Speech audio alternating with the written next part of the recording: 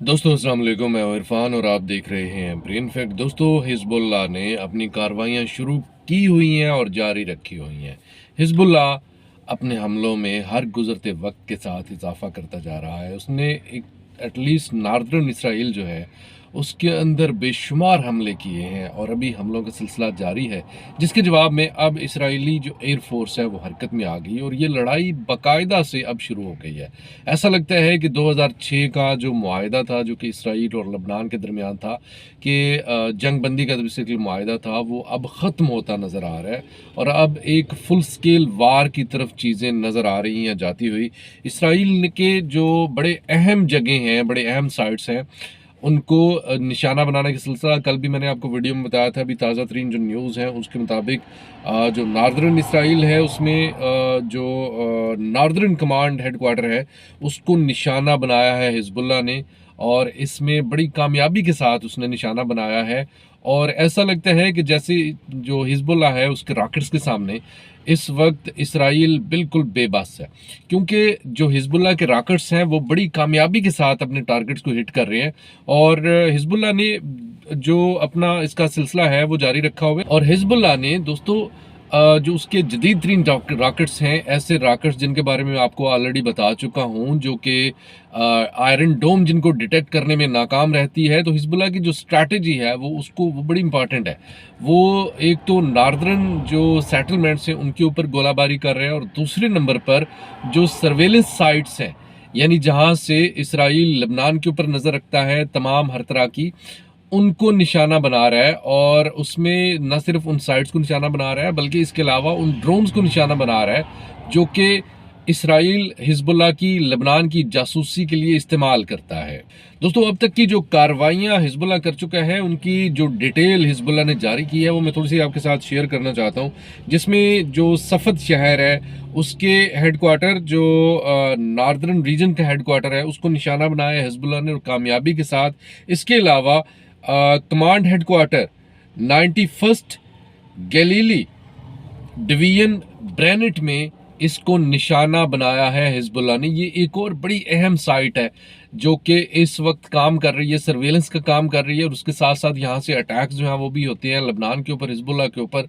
तो हिजबुल्लाह ने ये दूसरा अटैक यहाँ पर किया है। इसके अलावा हिजबुल्लाह ने 769th ईस्टर्न ब्रिगेड को निशाना बनाया है किरियात शमूना शहर में। ये वो डिटेल्स हैं, ये वो तफसीलात हैं जो कि हिजबुल्लाह ने जारी की हैं, जो कि मैं आपके साथ इस वक्त शेयर कर रहा हूँ। इसके अलावा मीरान air command and control base को एक बार फिर से निशाना बनाया है। दोस्तों, मीरान इसराइल की सबसे अहम साइट है जो कि इस वक्त सर्वेलेंस का काम कर रही है, और हिजबुल्लाह इसको, मेरा ख्याल है कोई हफ्ता ऐसा खाली नहीं जाता जिस वीक में इसको निशाना ना बनाया जाता हो। इसके अलावा बैत हिलिल IOF बेस, जो इसराइल की एक और बेस है, बड़ी इंपॉर्टेंट बेस है हमला करने के हवाले से, यहाँ पर हिजबुल्लाह ने इसको भी निशाना बनाया है। इसके अलावा ट्रेनिंग कैंप है एक, जिसके मतलब कल भी मैंने आपको एक और ट्रेनिंग कैंप की बताई थी बात, लेकिन ये कैला में एक ट्रेनिंग कैंप है जो कि गोलान हाइट्स के करीब है। गोलान हाइट के इलाके कैला में ये ट्रेनिंग कैंप है इसराइल का। यहाँ पर भी हिजबुल्लाह ने निशाना बनाया है। दोस्तों, हिजबुल्लाह अपनी कार्रवाइयाँ दिन ब दिन तेज कर रहा है, उसका जंग का दायरा कार बढ़ाता जा रहा है। जैसा कि हिजबुल्लाह ने कहा था कि जिस जिस तरीके से जंग आगे बढ़ेगी, जिस जिस तरीके से चीज़ें आगे चलेंगी, इसराइल जंग को बढ़ाएगा, तो हम भी अपने हमलों में इजाफा करेंगे और हम भी इसका दायरा कार बढ़ाते जाएंगे।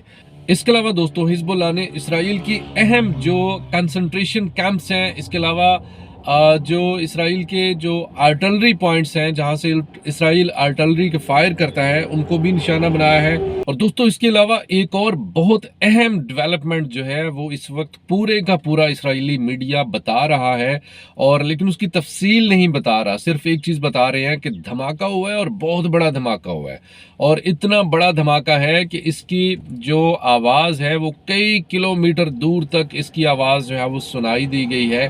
और ये धमाका जो है ये इसराइल के एक बड़ी अहम जगह, जो उसका एक बड़ा अहम शहर है हाइफा, वहां पर हुआ है और इस धमाके में काफी बड़े नुकसान की इतलात हैं दोस्तों। और दोस्तों एक तरफ तो हिजबुल्लाह हमले कर रहा है और उसके साथ साथ अब एक और जो रेजिस्टेंस फोर्स है वो बाकायदा से एक्टिव हो गई है। पहले भी कार्रवाइयां कर रही है सीरियन जो रेजिस्टेंस है, लेकिन अब सीरिया ने बाकायदा से इसराइल के ऊपर हमला किया है। और गोलान हाइट्स, आपको पता ही है गोलान हाइट्स जो है वो ऑक्युपाइड टेरिटरी है जिसके ऊपर इसराइल ने कब्जा किया हुआ है। तो गोलान हाइट्स के ऊपर अब सीरिया ने बाकायदा से अटैक कर दिया है। यानी हर दिन के साथ, हर हमले के साथ, क्योंकि अब जो जंग है ये रफा के अंदर दाखिल होगी है। रफा के अंदर इस वक्त शदीद हालात ख़राब हैं। रफा के अंदर 13 लाख लोगों की जिंदगियों को खतरा है दोस्तों। और इस वक्त इसराइल तमाम बेशर्मी की तमाम हदें पार कर चुका है और किसी भी उसने प्रेशर में आने से इनकार कर दिया है। लेकिन दोस्तों यहाँ पर एक बड़ी अहम बात आपसे शेयर करना चाहूँगा और वो ये है कि आप जानते हैं कि मैंने आपको वीडियो में भी बताया था कि जो इजिप्ट है यानी मिस्र है, उसकी आर्मी बहुत एक बड़ी पावरफुल आर्मी है। और मिडल ईस्ट में ये कहा जाता है कि मिडल ईस्ट में जो मिस्र का एयर डिफेंस सिस्टम है, मिसाइल एयर डिफेंस सिस्टम है, वो मिडल ईस्ट के बेस्ट एयर डिफेंस सिस्टम उसका शुमार होता है। लेकिन इसके बावजूद उसने मिस्र ने अपना जो एयर डिफेंस सिस्टम है वो रफा के बॉर्डर पर तैनात कर दिया है, अपनी आर्मी को उसने एक्टिव कर दिया है। लेकिन इसकी नीयतें क्या हैं वो मैं आपके सामने रखता हूँ। और बेसिकली जो इसका जो इंटेंशंस है ये सारा कुछ करने की, यानी एयर डिफेंस सिस्टम एक्टिव करने की, इसके साथ साथ वो तमाम आर्मी को यहाँ पर डिप्लॉय करने की। इसके अलावा एक और बड़ी अहम डेवलपमेंट हुई है, वो भी मैं आपके साथ शेयर करता हूँ। लेकिन इसकी तमाम जो इंटेंशंस हैं, मिस्र की जो इंटेंशंस हैं वो सिर्फ और सिर्फ ये हैं कि रफा से लोग फ्ली करके, रफा से लोग भागकर मिस्र के अंदर दाखिल ना हो। ये उसकी नीयत है। अदरवाइज उसकी नीयत हरगिज, उसने बार बार अपने बयानात में भी कहा है, उसने कहा जी कि मैं जो है वो हम हरगिज जो पीस, हमारा अमन मुआहदा है, हम उसको खात्मा नहीं चाहते, हम चाहते हैं कि हम उसके ऊपर अमल करें। लेकिन बार बार धमकी भी देता है, लेकिन धमकी के ऊपर अमल नहीं करता मिस्र ने ये कहा है कि अगर इसराइल रफा के अंदर दाखिल होता है तो हमारी फौजें रफा के अंदर दाखिल हो जाएंगी। लेकिन रफा के अंदर फौजें दाखिल हुई इसराइल की, लेकिन मिस्र ने कोई हरकत नहीं की, मिस्र ने कोई एक इशारा तक नहीं दिया, जिस पे उसने कोई ऐसा बयान तक नहीं दिया कि जिससे ये लगता हो कि उसने कोई वाकयातन वो हमला करने का इरादा रखता है या हमला करेगा या हमला कर चुका है। ऐसा कोई इरादा नहीं है। लेकिन एक और खबर जिसने इस वक्त चौंका दिया है वो ये है कि मिस्र इस वक्त सिनाई से रफा के बॉर्डर तक एक बफर जोन तैयार करने जा रहा है। उसकी डेवलपमेंट पर, उसको बनाने के ऊपर दिन रात काम जारी है। और इस बफर जोन बनाने का मकसद क्या है? इस बफर जोन बनाने का मकसद है कि गजा के लोग जो रफा से निकलेंगे, रफा से भागेंगे, क्योंकि रफा के ऊपर इसराइल बहुत बड़ा अटैक करने जा रहा है। एक बहुत बड़ा इंसानी अलमिया जन्म लेने वाला है दोस्तों। तो ये जो अलमिया है, इसके नतीजे में लोग यहाँ से भागेंगे, लोग यहाँ से निकलेंगे, तो वो निकलेंगे और मिस्र के बॉर्डर की तरफ जाएंगे।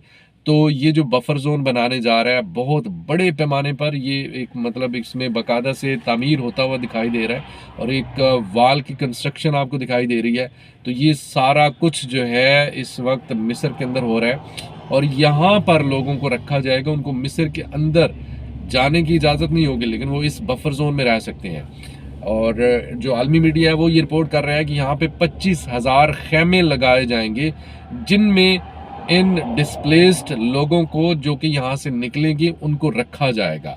ये इस वक्त चल रहा है सारा कुछ, क्योंकि मिस्र जो है यहाँ भी जो हुकूमत चल रही है वो बेसिकली वो हुकूमत है जिसको इसराइल और अमेरिका दोनों की आशीर्वाद हासिल है। यानी सीसी जो है वो दरअसल इनके मंजूर नज़र है, इनके बड़े करीब है। तो सीसी बिल्कुल भी इसके ऊपर हरकत तक नहीं करेगा। लेकिन इस वक्त जो मिडिल ईस्ट के दूसरे ममालिक हैं वो भी धमकियां तो दे रहे हैं। और अभी हाल ही में जो अरब लीग है और उन्होंने बाकायदा से ऐलान किया, कुछ अहम अरब ममालिक ने, कि वो रेजिस्टेंस एफेक्ट्स के ऊपर जो अटैक्स हो रहे हैं, यानी जो इसराइल के जहाज इन अरब जहाज़ों से, अरब ममालिक से उड़कर जो अमेरिका के जहाज इन जो एक्सेस ऑफ रेजिस्टेंस है इनके ऊपर अटैक्स करते हैं, उनको अब लिमिटेड कर दिया गया है। यानी इजाजत फिर भी है, रोका नहीं है कि आप अटैक ना करें, लेकिन उनको लिमिटेड कर दिया गया कि उनके ऊपर थोड़ी सी लिमिटेशन कर दिया, इतने आप कर सकते हैं और इतने आप नहीं कर सकते। तो ये बेसिकली इस न्यूज़ के साथ ही आपको पता चला होगा बहुत सारे दोस्तों को कि ये इस वक्त मतलब ये अरब ममालिक जो हैं ये फैसिलिटेटर हैं। ये जो सीरिया के अंदर, जो लेबनान के अंदर, जो इराक के अंदर जो एक्सेस ऑफ रेजिस्टेंस है, जो कि इस वक्त अमरीकी फ़ौजों से लड़ रही है, उनके ऊपर हमले करवाने में ये ममालिक बड़ा अहम किरदार अदा करते हैं। एक और इंतहाई शर्मनाक बात है कि हूसियों ने अपने मिसाइल से अटैक किया इसराइल को, और इनके मिसाइल्स को कौन इंटरसेप्ट कर रहा है? Can you guess? आप किसी अरब मुल्क का नाम बता सकते हैं कि कौन ऐसा कर सकता है? जी हाँ दोस्तों, आपका सऊदी अरेबिया। आपका सऊदी अरेबिया इन मिसाइलों को इंटरसेप्ट कर रहा है कि वो इसराइल को हिट ना करे। राइट जी, यहां से आपको पता चल जाए कि सऊदी अरब क्या सोच रहा है, सऊदी अरब के जहन में क्या चल रहा है। दोस्तों यकीन करें, इन अरब मालिक को इस्लामी मुल्क कहते हुए क्या, एक इंसानी मुल्क कहते हुए शर्म आती है। क्योंकि इस वक्त जो काम स्पेन कर रहा है, जो काम आयरलैंड कर रहा है, इस वक्त अरब ममालिक को करना चाहिए, इस्लामी ममालिक को करना चाहिए।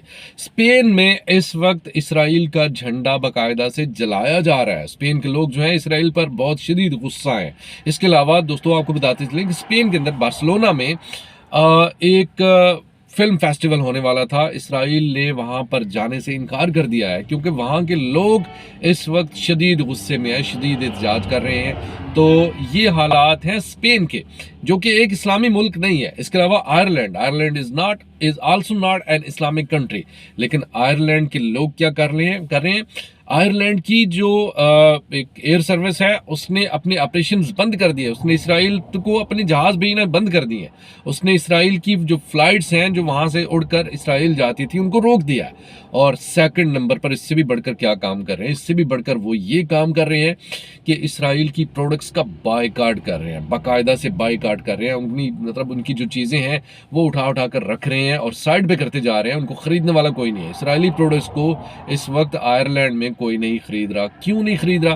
क्योंकि वो समझते हैं कि इसराइल इस वक्त क्या कर रहा है, इसराइल इस वक्त जेनोसाइड कर रहा है, नस्ल खुशी कर रहा है। तो तमाम इस्लामी ममालिक, बल्कि तमाम इस्लामी को भी छोड़ें, बल्कि तमाम ऐसे ममालिक जो कि ज़रा सा भी इस बात पे यकीन रखते हैं कि वो इंसानियत की उनके अंदर कुछ थोड़ी सी भी एक हमदर्दी है, तो वो इस वक्त उनको चाहिए कि इसराइल का मुकम्मल तौर पर बायकाट करें और वो मुकम्मल तौर पर सैंक्शंस लगाएं। जिस तरह फ्रांस ने 28 इसराइली सेटलर्स पर इस वक्त पाबंदियां लगा दी हैं, तो ये काम करेंगे तो उसके बाद ये सारा, जैसा कि जोसेफ बोरेल ने कहा था कि अगर आप चाहते हैं कि इसराइल कम लोगों को मारे तो आप इसराइल को हथियार कम दें ताकि वो कम लोगों को मारे। यदि कुछ इस वक्त तक की ताज़ा तरीन अपडेट जो कि मैंने इस वक्त आपके सामने रखी इसराइल फ़लस्तीन जंग के हवाले से दुनिया के तनाज़र में, कमेंट सेक्शन में राय का इज़हार ज़रूर कीजिएगा। सफ़र कर रहा हूँ तो सफ़र के दौरान इसी तरह की वीडियोज़ बनेंगी। अपना बहुत सा ख्याल रखिएगा। इजाज़त,